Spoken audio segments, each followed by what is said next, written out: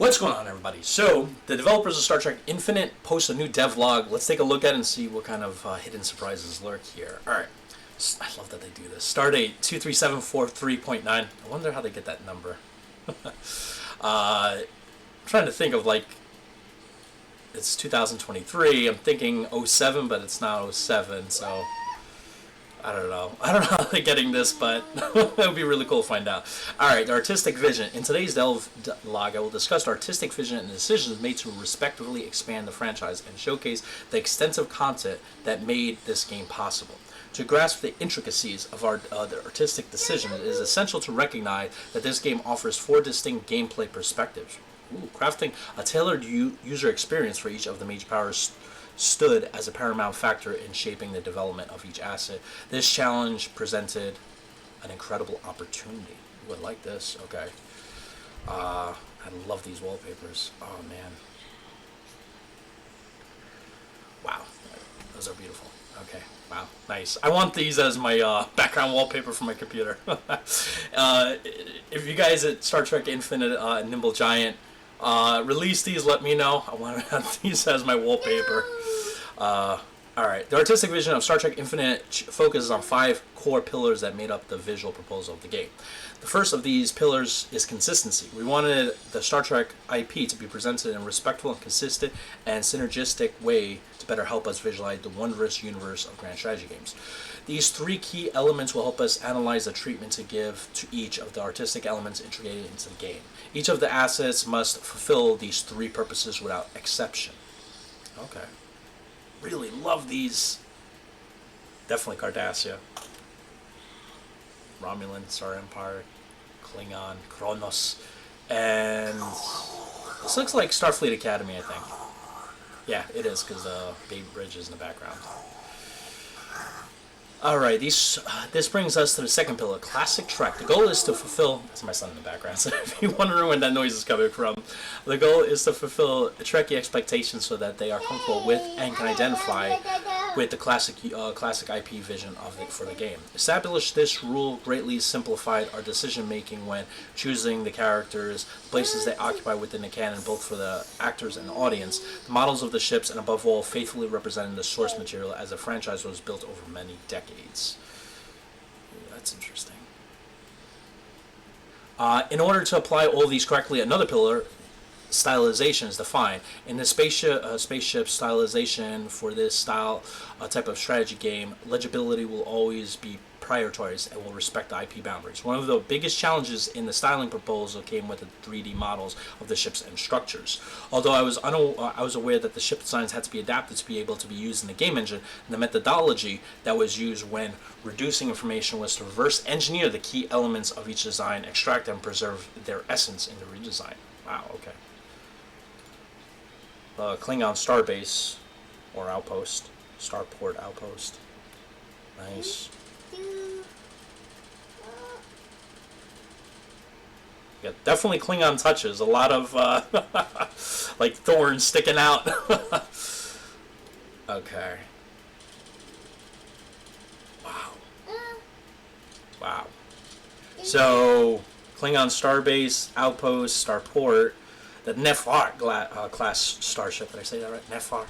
Vorcha class starship. D9. Klingon Bird of Prey. Now, what's interesting is the Bird of Prey. Actually, there's a smaller one and there's a bigger one. From what I've seen in Birth of the Federation as well, I think in DS9, you could have a small Bird of Prey, and you could also have probably put one here too. But I like how they, you know, you're gonna probably start out with probably one of these, and then research will get you all the rest.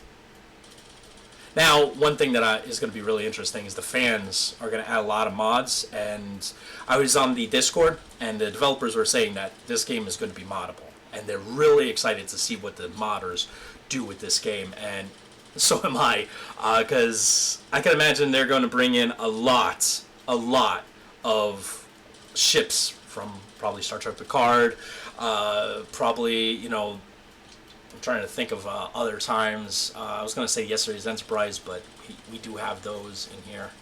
Actually, Yesterday's Enterprise is a really great example of how the Bird of Prey can be about a mid-tier class ship, you know? You have the two or three bird of praise. I think it was three bird of praise that were coming on the Enterprise D in yesterday's Enterprise. Ooh, wow. Okay. I'm trying to click this, and it's popping up that. That's weird. Okay. So this is definitely Cardassian, you can tell. So Deep Space Nine. And then, wow. I really love that they took, like, alright, let's pretend, let's, like, visualize Deep Space Nine as, like, the beginning, or middle, right? Because I'm assuming this is Outpost, Starport, Starbase. And then, I don't know what these are, but I wouldn't want to attack that. Wow. Wow. This is amazing. This is absolutely... These are Outposts, I'm assuming. Galaxy class, Excelsior, Voyager, Trepid class. Wow. Sovereign class. We know it's definitely going to be a Sovereign class in the game. So, I like that the ships they're starting out the game with. I'm hoping with, like, DLCs they add more, like, the Akira class. I do see a Defiant over here. So, it's going to be very interesting to see what else. I think that's a Miranda class right there. And then I think that's a Birth class. Wow, look at this. Oh, I can't. I mean, absolutely gorgeous. Wow. Guys, don't tell me that's not beautiful. Outpost, and I'm assuming these are star bases, and then...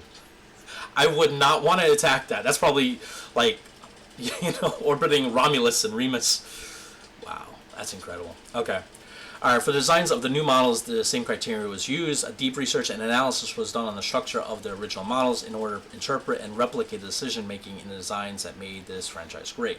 Regarding the multiple aspects of gameplay, each piece of art corresponds to a different perspective of the game, while some have shared use across all four. This encompasses 3D models, even event illustrations, loading screens, iconography, mini illustrations, portraits, VFX, and more.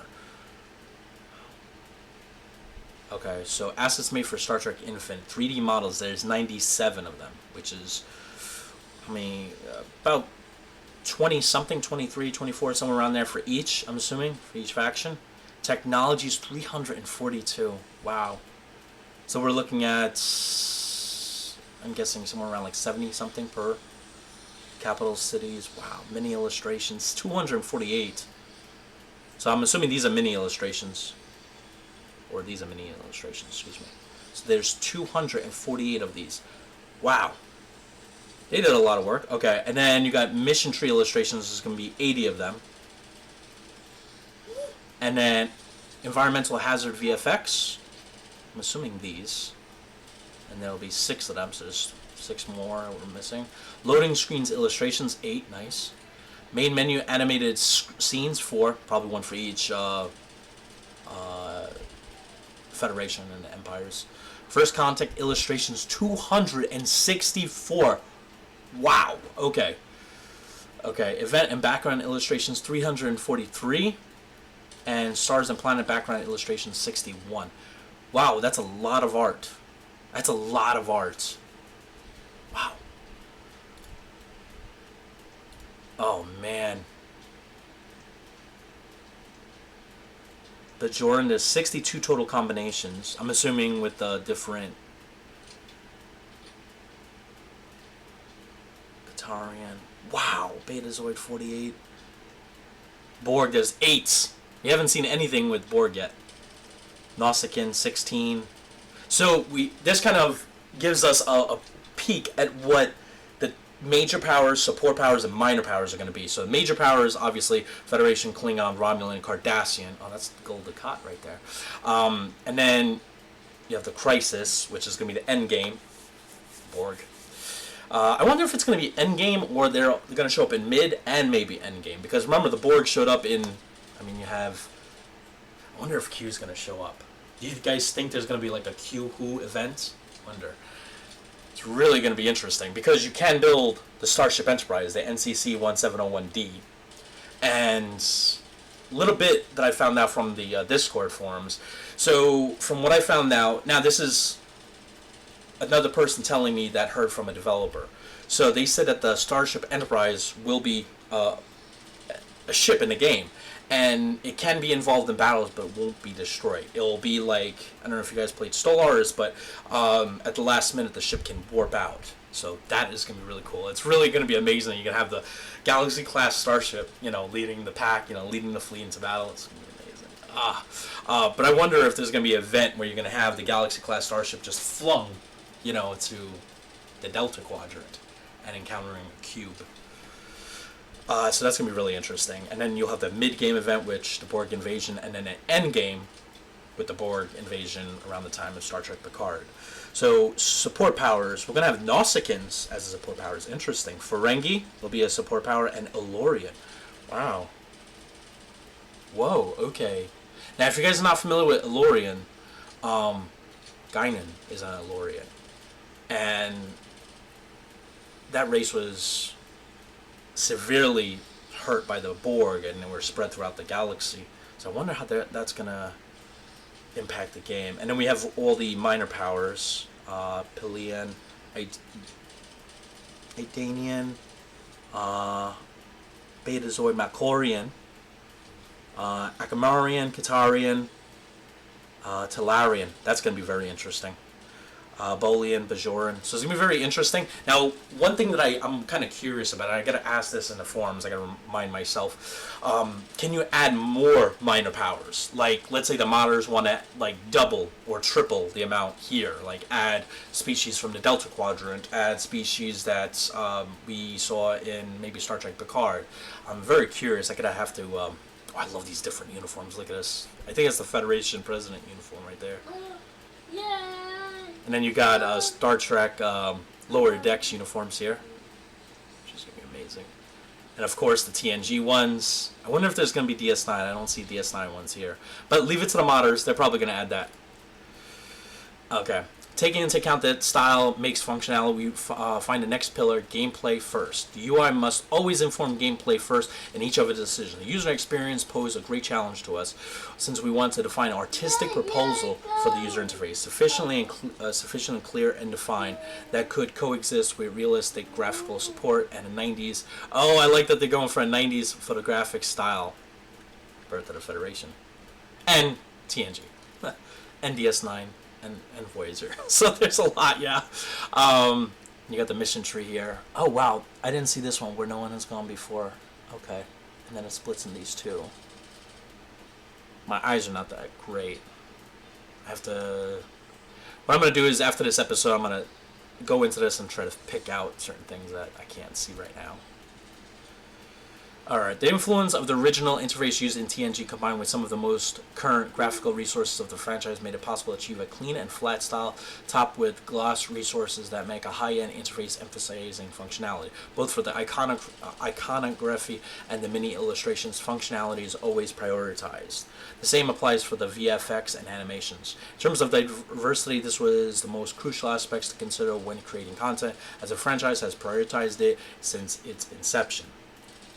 To achieve this, we collaborated closely with Paramount to carefully curate and define both the event content and the character portraits. Wow, okay. I really love this attention to detail. And you can see these artistic portraits are just beautiful. Like, wow. Really good. You have to have a really good artist to get that kind of... So one thing I also wanted to kind of address here is a lot of you guys, there was a number of people that mentioned, like, hey, why isn't the GUI, the graphical user interface, these things here, stylized for each empire, right? Like why isn't the entire UI different? Like have, if you guys ever played Birth of the Federation, each Birth of the Federation, the GUI, like this, and this was completely different for each. Like the Federation had their own, and it was more of a Lakars, and then this had more of a Klingon, so very sharp, very pointy. And Romulans were a mix of the two. Cardassians were a bit more bulky. So it was very interesting. I thought about this, and honestly, like, one, the modders are going to do it anyway, right? The modders are going to go in and make changes to it. I'm pretty much 99% sure that they're going to do that. Two, I'd rather have the developers focus on new additions to the game. Like things like core feature implements, which they did, which you have the things like the mission tree, which is this, and then you also have like the so like another feature that they added, which was like the global tension, which is a really key system that's different and you don't see in Stellaris. It's a very similar system from what I'm looking at here to the Hearts of Iron global tension system. So yeah, and also I wanted to show you guys. So as you can see, these are like Birth of the Federation screenshots of like, this is the Federation, this is the Romulan. So as you can see, very different. I'm 99% sure modders are going to do that. And then let's finish. Finally, we have the last pillar: faithful representation, information, and functional content of this kind of strategy game will be enhanced by the Star Trek IP and its components. The visual content of the original TNG series will be used as faithfully as possible each artistic decision. Basically meaning that the starships that you're going to see, like the Tatarian starship, the Talarian starship, things like that, are going to look like they did in the Next Generation. So very, very cool. I like that they're putting a lot of attention to detail, want to make sure that they live up to the art style of, well, the Next Generation, DS9, and Voyager time frame. So I really like that. I really love all these assets I'm put in the game. I definitely want these as my wallpaper. That looks absolutely incredible. So, and these are loading scenes. So how many are there going to be of those? This one's having fun with his Roblox. There's going to be 8 of these. It's going to be really cool. So overall, guys, I'm really just absolutely impressed with this. The only thing that I wish for is more ships. That's the only thing that I hope, and I'm sure they're going to probably add more as once the game launches. They're going to add more. But I do want to see more ships. Like, I would love to see an Akira class starship.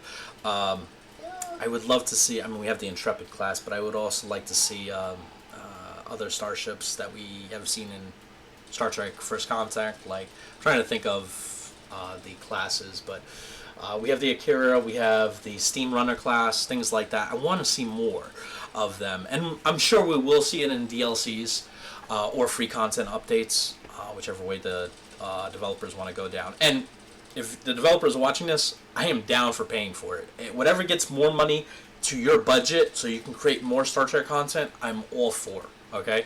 Because it's been so long since we have a Star Trek strategy game.